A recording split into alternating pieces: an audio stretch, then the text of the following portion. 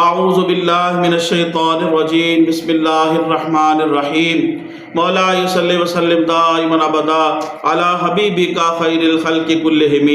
خواتین و حضرات، حضرت امام بخاری رحمۃ اللہ علیہ کی بخاری شریف کی حدیث نمبر 157، 158 اور 159 آج تینوں حدیثیں اس درس کے اندر بیان ہوگی۔ حدیث نمبر 157 میں حضرت امام بخاری رحمۃ اللہ علیہ روایت کرتے ہیں، ہمیں محمد بن یوسف نے حدیث بیان کی، انہوں نے کہا ہمیں سفیان نے حدیث بیان کی، ان کو زید بن اسلم نے، اور انہوں نے عطا بن یسار سے، اور انہوں نے حضرت ابن عباس رضی اللہ تعالی عنہ سے انہوں نے کہا کہ نبی صلی اللہ علیہ وسلم نے ایک بار وضو کیا۔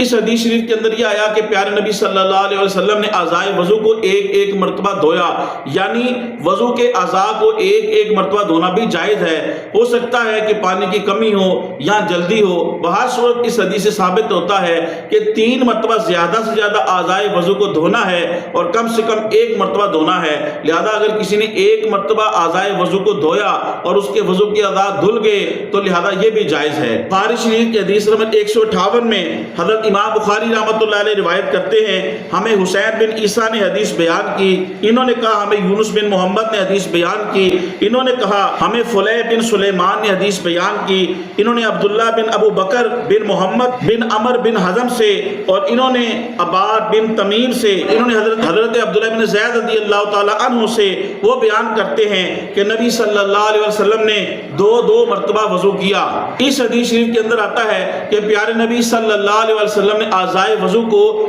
2 مرتبہ دھویا۔ لہذا اس سے یہ ثابت ہوتا ہے اگر کوئی اعضائے وضو کو 2 مرتبہ دھوئے تو یہ بھی جائز ہے، خلاف سنت نہیں ہے۔ بخاری شریف کی حدیث نمبر 159 حضرت امام بخاری رحمۃ اللہ علیہ روایت کرتے ہیں، ہمیں عبدالعزیز بن عبداللہ اویسی نے حدیث بیان کی، انہوں نے کہا مجھے ابراہیم بن سعد نے حدیث بیان کی، انہوں نے ابن شہاب سے کہ ان کو عطا بن یزید نے خبر دی کہ ان کو حضرت عثمان کے آزاد کردہ غلام حمران نے خبر دی کہ انہوں نے حضرت عثمان بن عفان رضی اللہ تعالیٰ عنہ کو دیکھا، انہوں نے پانی کا برتن منگایا اور دونوں ہاتھوں پر 3 مرتبہ پانی اڈیلا، پھر ان دونوں ہاتھوں کو دھویا، پھر انہوں نے اپنا دایاں ہاتھ برتن میں ڈالا، پھر اسے کلی کی اور ناک میں پانی ڈالا، پھر اپنا چہرہ 3 بار دھویا اور اپنے ہاتھوں کو کونیوں تک 3 بار دھویا، اپنے سر کا مسح کیا، پھر اپنے دونوں پیروں کو ٹخنوں تک 3 بار دھویا۔ پھر کہا رسول اللہ صلی اللہ علیہ وسلم نے فرمایا جس شخص نے میرے اس وضو کی طرح وضو کیا پھر 2 رکعت نماز اس طرح پڑھی جس میں اپنے نفس سے کوئی بات نہ کی، اس کے گزشتہ گناہ معاف کر دیے جائیں گے۔ خواتین و حضرات، اس حدیث شریف کے اندر یہ بیان کیا گیا کہ صحابی رسول، خلیفۃ المسلمین، داماد رسول، امیر المومنین حضرت عثمان بن عفان رضی اللہ تعالی عنہ نے آپ نے حضور کے وضو کی طرح وضو کر کے دکھایا، اور اس میں حضرت عثمان بن عفان رضی اللہ تعالی عنہ نے اعضائے وضو کو 3 مرتبہ دھویا۔ اس سے یہ ثابت ہوا کہ اعضائے وضو کو 3 مرتبہ دھونا تو یہ بھی پیارے نبی صلی اللہ علیہ وسلم کی سنت ہے۔ اس حدیث شریف کے اندر صراحت کے ساتھ یہ بھی ہے کہ حضرت عثمان بن عفان نے اعضائے وضو کو تو 3 مرتبہ دھویا، لیکن سر کا مسح کیا، یعنی سر کے مسح کو 3 مرتبہ نہیں کرنا بلکہ سر کے مسح کو 1 مرتبہ ہی کرنا ہے۔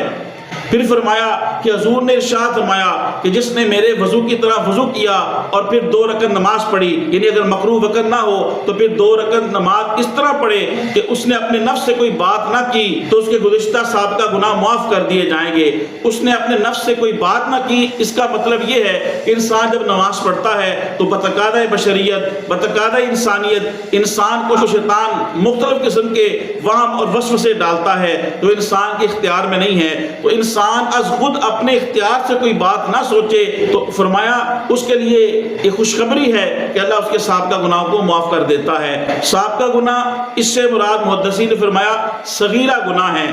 اور وضو کرنے کے بعد اگر مکروہ وقت نہ ہو تو 2 رکعت نماز پڑھنا یہ سنت رسول بھی ہے جیسا کہ اس حدیث سے ثابت ہے، اور سنت بلال رضی اللہ تعالی عنہ بھی ہے، کیونکہ حضرت بلال رضی اللہ تعالی عنہ کو حضور نے فرمایا تم اسلام میں کون سا عمل کرتے ہو جس کے اجر کی تمہیں توقع ہے، کیونکہ میں نے تمہارے نالین قدموں کی جو آواز ہے وہ جنت میں سنی ہے۔ تو حضرت بلال رضی اللہ تعالیٰ عنہ جو عرض کرتے ہیں اس کا مفہوم یہ ہے، عرض کرتے یا رسول اللہ میں ہر وضو کرنے کرنے کے بعد 2 رکعت نفل نماز پڑھتا ہوں۔ لہذا اللہ پاک جسے توفیق دے تو وضو کرنے کے بعد یہ سنت وضو یعنی وضو کی 2 رکعتیں اگر مکروہ کرنا ہو تو پڑھیں تو یقین اللہ پاک اجر و ثواب عطا فرمائے گا۔ خواتین و حضرات، تبلیغ دین کی نیت سے حدیث شریف کے اس درس کو زیادہ سے زیادہ لوگوں تک پہنچانے کے لیے میرے اس ویڈیو کو زیادہ سے زیادہ شیئر کریں۔ اللہ پاک آپ کو جزائے خیر دے۔ السلام علیکم ورحمۃ اللہ وبرکاتہ۔